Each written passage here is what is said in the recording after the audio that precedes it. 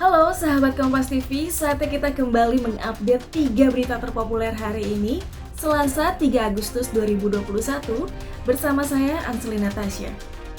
Sahabat Kompas TV, di berita pertama, Kepolisian Daerah Sumatera Selatan terus melanjutkan pemeriksaan terhadap anak almarhum Akiditio terkait dana hibah 2 triliun rupiah.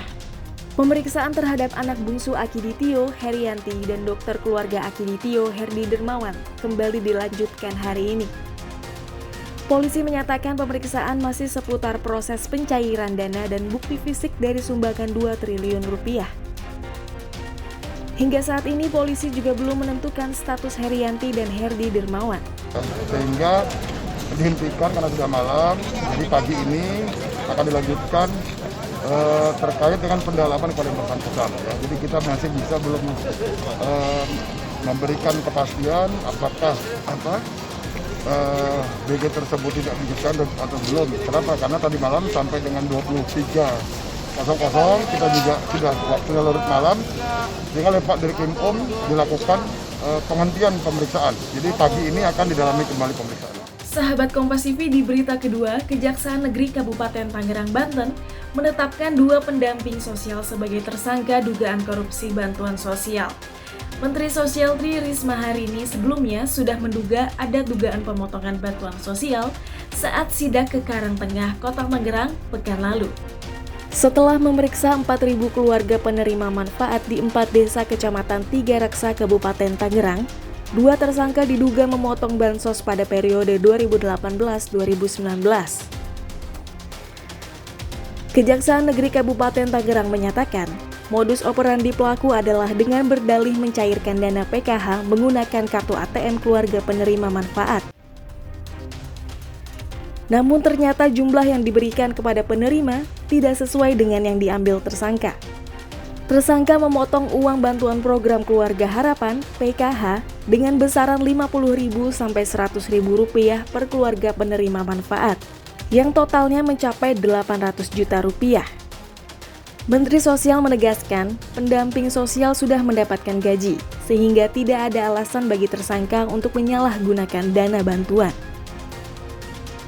Jadi kita sudah bekerja sama yang pertama dengan Kejaksaan Agung dan Kepolisian untuk penyelesaian masalah-masalah, menangani masalah-masalah ini. Nah, yang kedua, jadi begini, sebetulnya para pendamping ini sudah menerima gaji.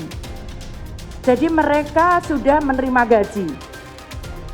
Dan kemudian artinya bahwa tidak ada alasan lagi mereka kemudian memotong untuk apapun, karena mereka menerima gaji. Di berita terpopuler ketiga, pihak Istana Kepresidenan memberikan tanggapannya terkait penampilan cat baru pesawat Kepresidenan RI. Istana memastikan anggaran cat ulang pesawat kepresidenan tidak mengganggu anggaran penanganan pandemi COVID-19. Hal ini disampaikan tenaga ahli utama kantor staf Presiden Ali Mokhtar Ngabalin di Istana Kepresidenan Selasa siang. Dirinya menjelaskan, usia pesawat kepresidenan sudah mencapai 7 tahun. Selain dicat, pesawat kepresidenan juga mendapatkan perawatan dan pemeriksaan besar. Ali Mokhtar Ngabalin juga memastikan anggaran untuk perbaikan dan pemeliharaan sekitar Rp2,1 miliar sudah dilakukan sejak 2019. Anggaran tersebut juga diyakini tidak mengganggu anggaran penanganan pandemi COVID-19.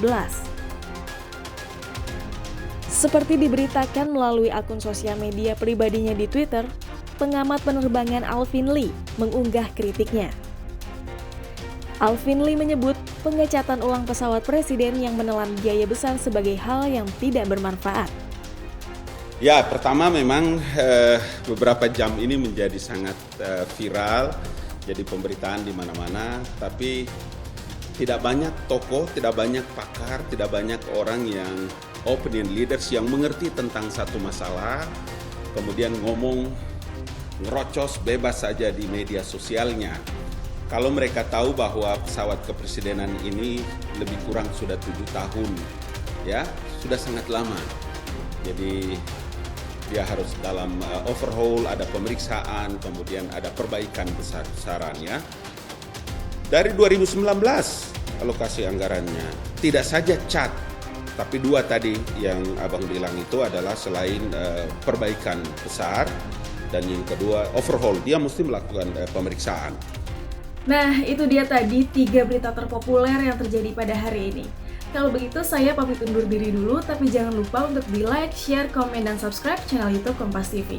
Terima kasih, sampai berjumpa di Top 3 besok.